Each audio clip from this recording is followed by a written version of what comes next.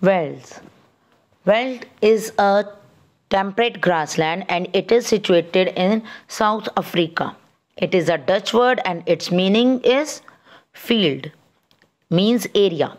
Okay, and you can see here it is here and it is surrounded by Drakensberg mountain or plateau and Kalahari desert. It is in between these two things. ठीक है, एक तरफ east side पर यहाँ पर हमें डेकन्सबर्ग mountain दिख रहा है और वेस्ट साइड पर there is Kalahari desert. You have heard the name of Kalahari desert so many times. आपने नाम सुना होगा कालाहारी डेजर्ट. तो कालाहारी डेजर्ट कहाँ है?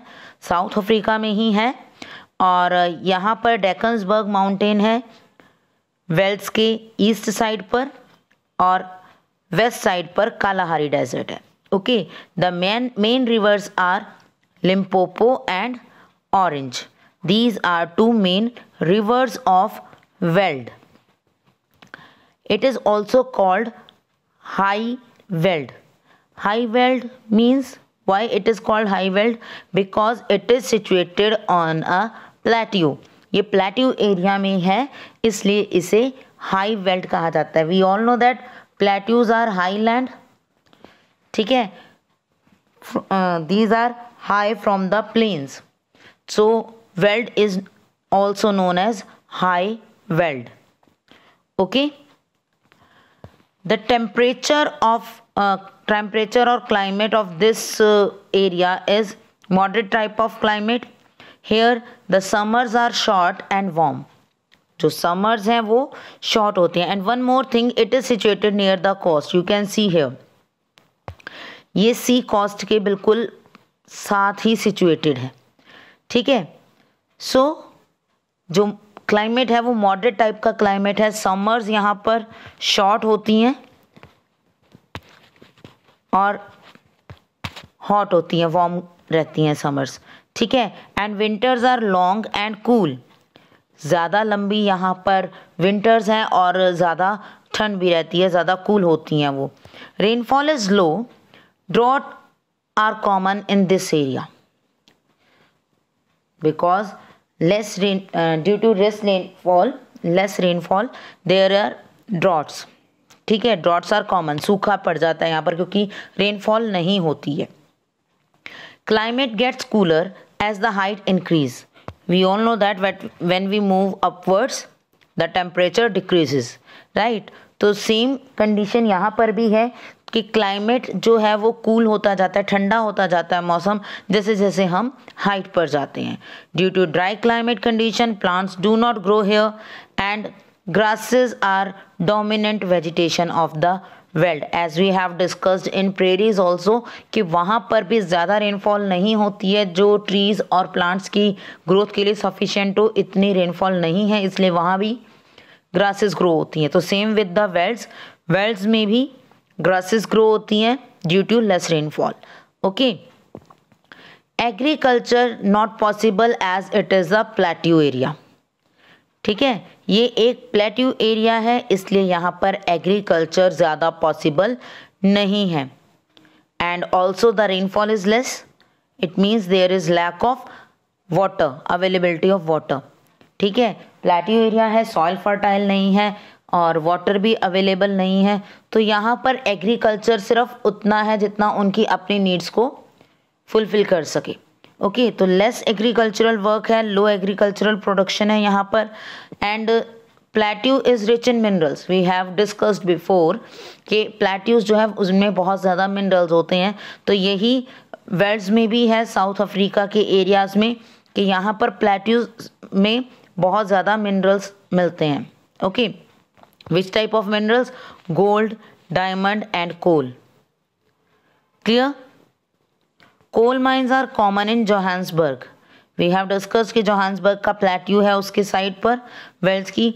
तो उस प्लेट्यू में जोहान्सबर्ग के एरिया में we found coal mines.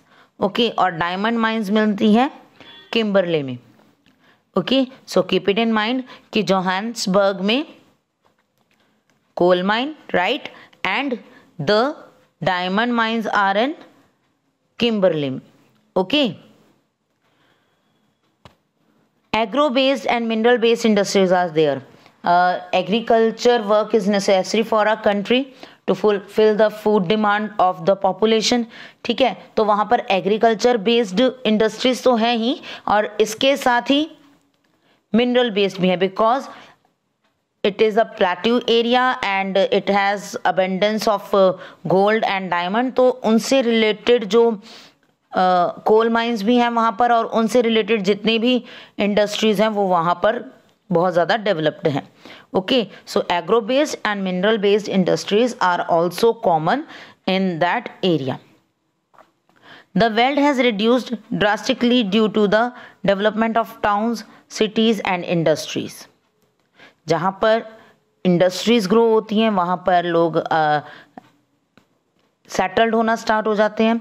Okay, और ह्यूमन सेटलमेंट के लिए हमें क्या चाहिए? Roads, houses, malls, big buildings, schools, colleges, hospitals, so many things we need for the human settlement.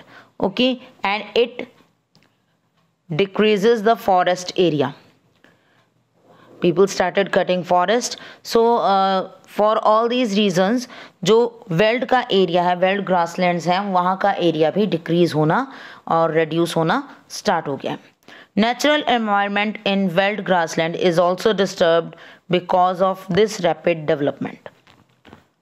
Obviously, if we cut the trees, तो उस area का जो क्लाइमेटिक कंडीशंस हैं, जो उस एरिया की नेचुरल एनवायरनमेंट है, वो डिस्टर्ब हो जाएगा.